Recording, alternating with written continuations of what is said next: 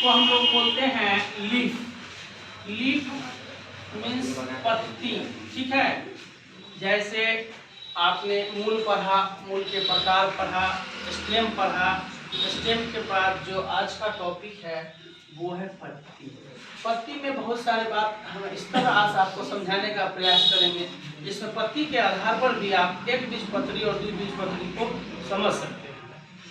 जैसे जड़ के आधार पर आपने एक बीजपत्री और द्विबीजपत्री को समझा, उसी तरह देखिए यह आपका क्या है, प्लांट है और प्लांट है। यहाँ पर बताया कि कब कि यहाँ पे जो होता है ये ब्रांच है, ये स्टेम है, इसके बीच में फली आती है, यहाँ से बहुत सारे क्या है पत्तियाँ निकलती हैं। तो इसी पत्ती के बारे में हम डिस्कस करने वाले हैं। इस पत्ती को हमने यहाँ पर लिया है और ये स्टेम से रिलेटेड बनाया है। ये स्टेम हो गया, पत्ती हो गई। पत्ती जो यह हो गया आपको पत्ती, ठीक है। पत्ती जिसको पत्ता भी कहा जाता है, लीफ होता है। इसका इंग्लिश क्या होता है, लीफ होता है। इसमें जो आप देख रहे हैं यह हो गया आपका स्टेम, ठीक है, स्टेम। और यह हो गया पत्ती, और पत्ती से ये जुड़ा हुआ भाग है, इसको हम लोग बोलते हैं पेटियोल। क्या बोलते हैं, पेटियोल बोलते हैं, बोल सकते हैं पेटियोल बोलते हैं। तो इसको हम लोग डंठल बोलते हैं, हिंदी में क्या बोलते हैं, डंठल। आप अगर नहीं समझते हैं तो फेस्टिवल के अवसर पर अगर हम पान दुकान में जाते हैं तो कहते हैं डंटी वाला पत्ता चाहिए। कौन पत्ता चाहिए पान का, डंटी वाला। यानी डंटी, डंटी का मतलब क्या होता है, डंठल। डंठल इसको हम इंग्लिश में बात करेंगे पेटियोल। याद रखिए, यानी आज से डंटी नहीं कहना है, नहीं, क्या कहना है, डंठल वाला। क्या कहना है, डंठल वाला पत्ता कहना है। क्या कहना है, डंठल। इसको क्या कहते हैं, डंठल कहते हैं। क्या कहते हैं इसको, डंठल कहते हैं, ठीक है। और इस डंठल के बीच में जो यहाँ पर हमने आपको बोला था बड जो रहेंगे उसको आप अनुपर्ण कहिएगा। क्या कहना है, अनुपर्ण कहिएगा। अभी मेरे पास बहुत सारे स्ट्रीम है, टेंशन ना है, समझा रहे हैं। आप यहाँ से जो ई निकला है मिड मोटा वाला रीढ़ बोलते हैं इसको, रीढ़, इसको हम लोग बोलते हैं मिड रीढ़। क्या बोलते हैं, मध्य शिरा। क्या बोलेंगे इसको, मध्य शिरा बोलेंगे। देखिए पूरे बात को हम समझा देंगे, आप यहाँ पर बोर्ड पर देखिए क्या है, मध्य शिरा। इसका इंग्लिश होता है मिड रिब होता है। क्या होता है बुआ, मिड रिब होता है। जिस तरह हमने आपको पढ़ाया था कि यहाँ पर पहला मोटका जो जड़ निकला उसको बोलते हैं मुसला जड़। मुसला जड़ नहीं तो सबसे पहला निकला था प्रथम। प्रथम तो क्या कहते थे, प्राइमरी रूट। इसको बोलते थे क्या, प्राइमरी रूट बोलते थे। और इससे निकला जड़ को सेकेंडरी बोलते हैं, सेकेंडरी से टर्सरी। इस तरह ने इसके प्लांट के नेचर के ऊपर डिपेंड करता है कि कौन एक बीजपत्री है, कौन द्विबीजपत्री है, कि किसमें मुसला जड़ होगा, किसमें झगड़ा जड़ होगा। उसी तरह जो यहाँ पर जो है मोटा जो जड़ निकला है, शिरा निकला है, इसको बोलेंगे मध्य शिरा। और मध्य शिरा से जो शिरा निकला है, ठीक है, इस शिरा निकलेगा। उसके बाद इस शिरा से ऐसे छोटा शिरा, और इस छोटा शिरा से इस तरह का शिरा, ठीक है, इस तरह का शिरा, इस तरह के शिरा, इस तरह के शिरा निकलेगा, ठीक है। तो इस शिरा जो इस तरह से निकलेगा, यह शिरा क्या करता है, तो पत्तियां को यांत्रिक शक्ति प्रदान करती है। क्या करती है, यांत्रिक शक्ति प्रदान करती है। आप देख लीजिए जब ये प्लांट है, जब इसको जो ऊपर से हटाएंगे छोटे छोटे छिद्र होगा, ठीक है। और उस छिद्र को हम लोग क्या बोलेंगे, मोबाइल लगा दे, एस्टोमाटा। क्या बोलेंगे, एस्टोमाटा, या इसको बोलेंगे रंध्र। क्या बोलेंगे, रंध्र। आप पत्ती है तो पत्ती क्या है, तो ये क्या करता है, प्रकाश संश्लेषण में सहायक होता है, भोजन बनाने में काम करती है, ठीक है। और क्या होता है, यह कार्बन डाइऑक्साइड को क्या करती है, ग्रहण करती है, और क्या करता है, ऑक्सीजन को हमें देने का कार्य करती है। तो पत्ती किसे कहते हैं, तो पत्ती उसे कहते हैं यानी तना के पार्श्व लेटरल भाग पर पाए जाने वाले चपटे चौड़े भाग को हम लोग क्या कहते हैं, पत्ती कहते हैं। बात समझ में आया, यानी इसको हम क्या, इसका क्या डेफिनेशन कर सकते हो, तना के पर एक पाए जाने वाले पार्श्व लैटरल हरे रंग के चपटे चौड़े भाग को पत्ती कहते हैं। ठीक है, पत्ती यह यानी पत्ती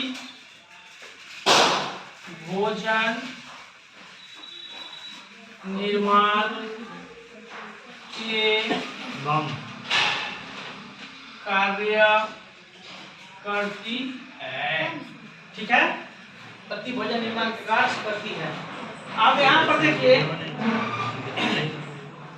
इस पत्ती को आप गौर से देखिए, इस पत्ती को, इस पत्ती को, इस पत्ती को देखिए।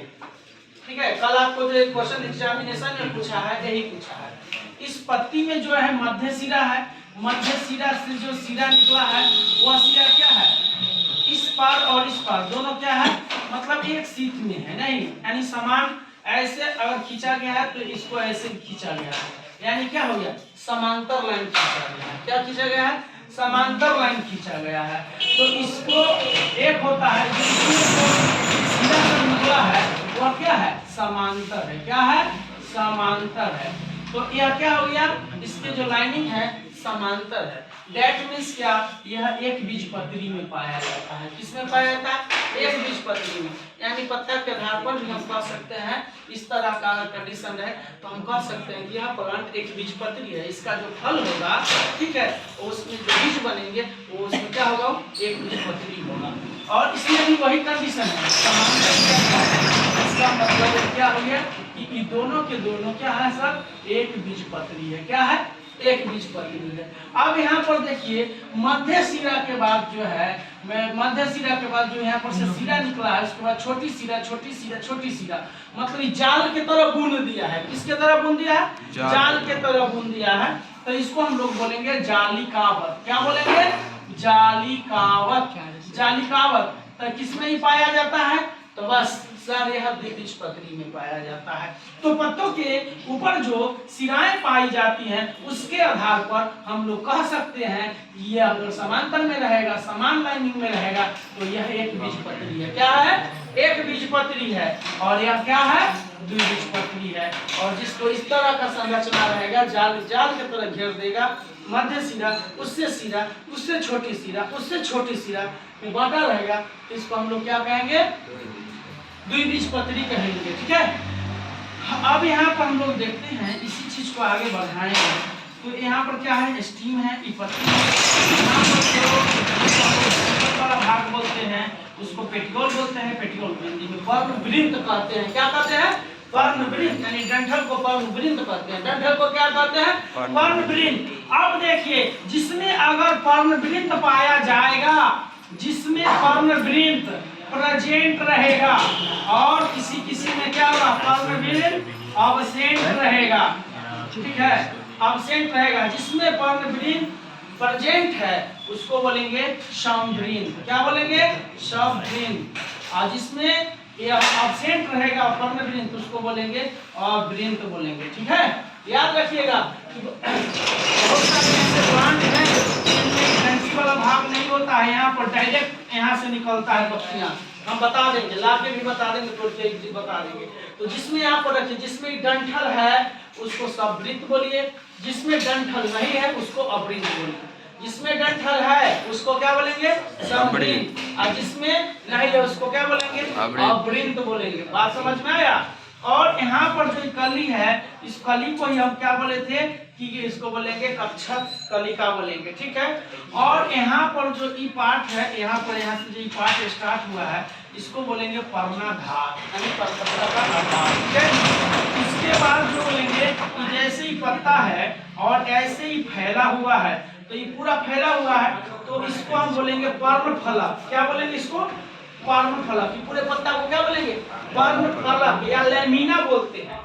और पर्ण फलक हो गया तो ये पत्ता का कोर होगा, कोर जिसको हमने ऐसे ऐसे दिखाया है, कोर है कोर, तो इसको बोलेंगे पर्ण फलक कोर। क्या बोलेंगे? पर्ण फलक कोर। पर्ण फलक कोर इसको बोलेंगे लीफ लैमिना, लीफ मार्जिन बोलेंगे। क्या बोलेंगे? Leaf margin. आगे के भाग जो होता है नुकीला, आपको याद नहीं है? पान के पत्ता में देखिए कितना नुकीला होता है, पीपल के पत्ता में देखिए नुकीला होता है, आम के पत्ता में क्या होता है?